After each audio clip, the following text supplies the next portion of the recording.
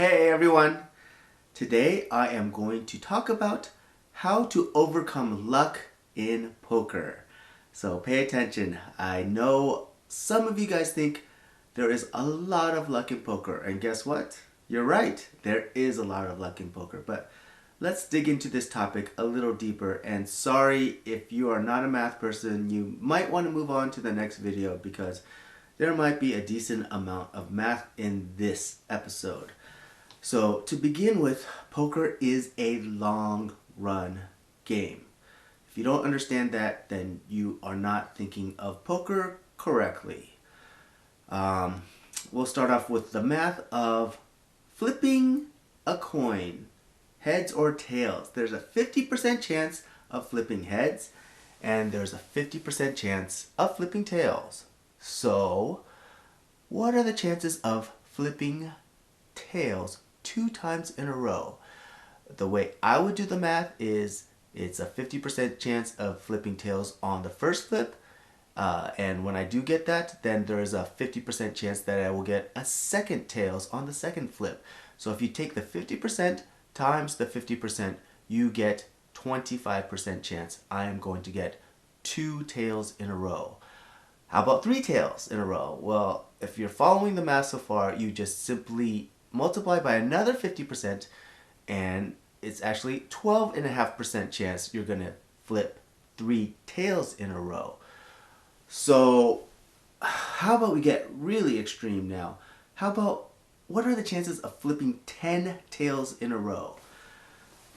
Well, I'll save you from doing the math because I did it earlier, but it's less than 1/10 of 1%. So nearly impossible to flip 10 tails in a row. However, it is possible. So if you think we're getting extreme now, this is just the beginning of it, because in poker you need to get to the long run, and to do so you need to play a lot of hands. And if you play a lot of hands, the good luck and the bad luck, they eventually cancel. And what's left over? Well, what's left over is the skill advantage or disadvantage that you have over your opponents during that time. So let's take this example to the full extreme so that you guys can really understand it. Let's say I were to flip that same even heads or tails coin 1,000,000 times. Okay, I know we don't have time to flip a coin 1,000,000 times, but this is theoretical, and as long as you follow, then you'll understand. What would your guess be of how many heads I'm going to get and how many tails I'm going to get? Well, if you are doing the math correct, you should have guessed you are going to get about 500,000 heads and 500,000 tails. Are you going to get exactly 500,000? No, but you're going to get pretty darn close. You might get 520,000 heads. You might get 535,000 heads. You might even get up to 550,000 heads. But you know what? What you're not going to get to is 700,000 heads, because it is mathematically nearly impossible. Many zeros. It just won't happen. Eventually you're going to have a long string of heads and then a long string of tails, and they cancel, and you're going to get close to that 50% mark the longer you go.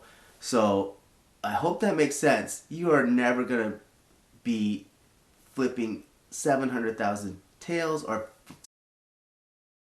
700,000 heads. People say, you know, I'm lucky in poker, I'm unlucky in poker. But guess what? Everyone theoretically is equally lucky and unlucky. They just need to get to the long run. And in the long run, all good luck and bad luck cancels out. I hope that example made sense. I don't know if you guys been watching The Queen's Gambit. Well, tonight I watched my very first episode, and so far I really like this.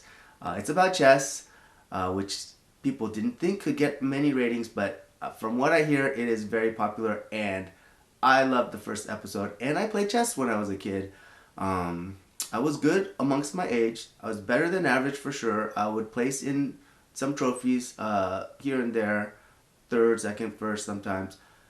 But when I eventually went up into a real tournament with adults, I did not win. They were much better than me. So I was good, not great. So the question is, I'll ask a few questions actually, and I'll answer them. But go ahead and try to answer these yourself if you get the chance. Are poker and chess similar? Answer is yes, they're similar. Do poker and chess both have an element of skill? Answer is yes, they both have an element of skill. Do poker and chess have the same element of luck? The answer is no. Poker has plenty of luck involved and chess does not. If you are to play 3-hour session of poker at a home game, people love playing me in home games. They want to say they have beaten a very good poker player. But let me just say, you know what? It's very possible because in a 3-hour session, there is a lot of luck involved. Maybe 75% of the likelihood you win or lose is more based on luck.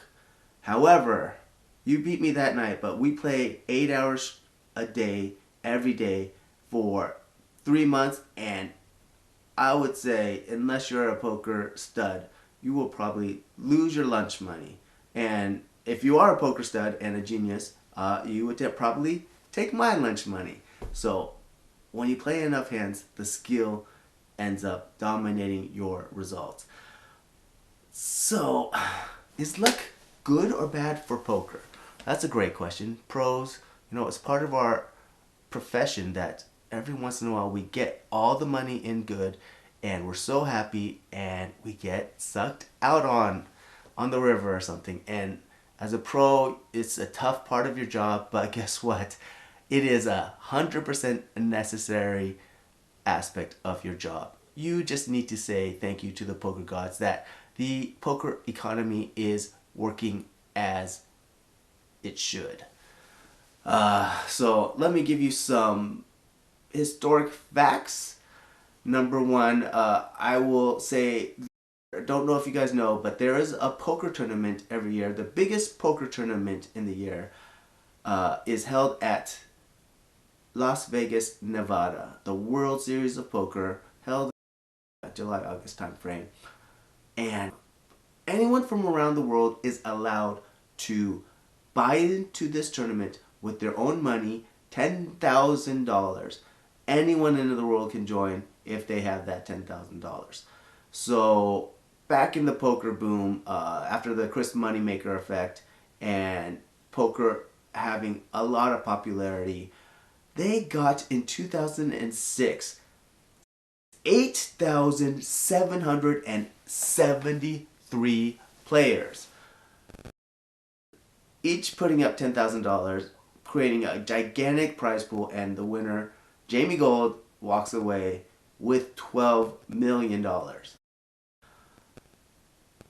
The one thing I want to illustrate in this example is, let's say there was the exact same poker tournament, except it's a chess tournament.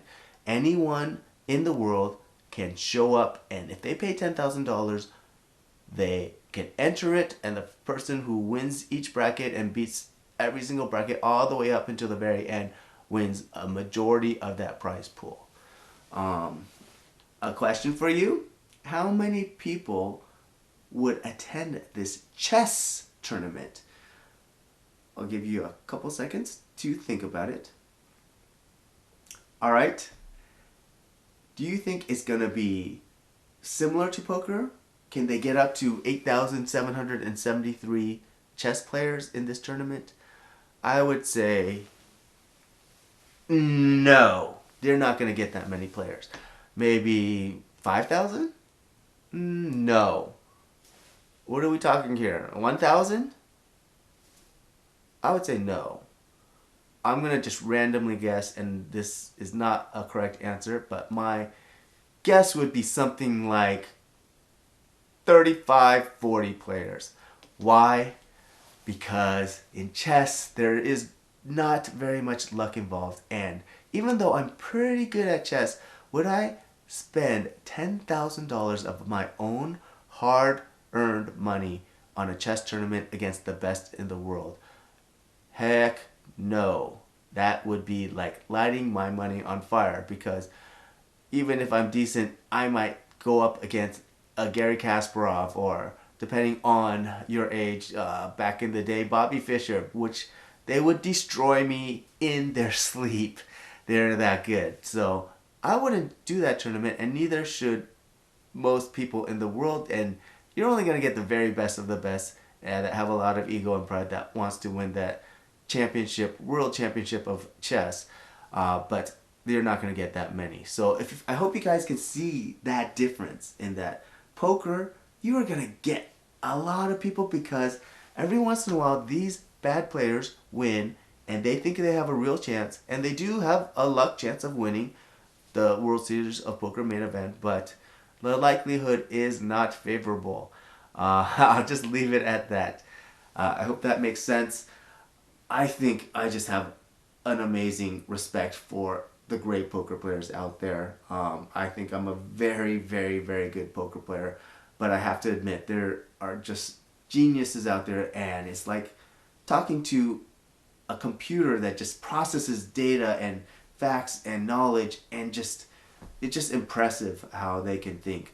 I mean, I can give you an example. Jeopardy.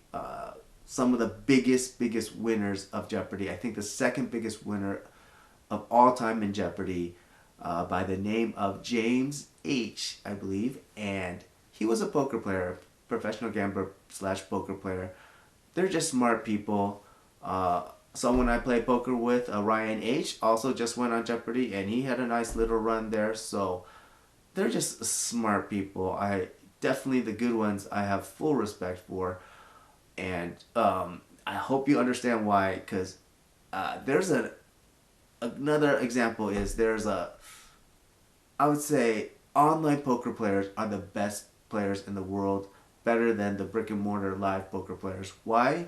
Because they play way more hands. So if you think about it, when you're in a live casino, the dealer has to deal out the cards. They have to have all their actions, and then the chips gathered and pushed to the side. They have to gather the cards. They have to shuffle it. All that takes time. Whereas online, it takes half a second to do every one of those things, because it's a computer and it's just way faster than a live dealer. Not to mention the fact that in online you can multi-table, and what that means is you can play more than one table at a time. One of the best poker players in the world, back in the poker boom, Chinese American poker player by the profile screen name of Nanonoko, was famous for 24 tabling online poker, 24 tables at a time. He would probably have 2 or 3 screens easy, with eight games going on each screen. And guess what? He would destroy his opponents. You have a poker profitability graph, and instead of going up and down, his just went straight, as even and line as you can get, straight up, and he amassed a ton of money in poker. It takes a while to get to the long run in poker. It might take a couple months for a normal poker player, but if you're playing 24 tables at once online, Nanonoko probably could get to the long run in a couple days. And it showed in his graph, in that it was so smooth. He would win 95% of his days, because he would get in that much volume.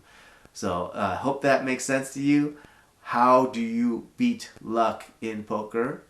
You get to the long run. Hope you enjoyed the episode. Please like and subscribe, and I look forward to hearing your comments. Tell me any comments. All comments are welcome, and I'll see you in the next one. Bye!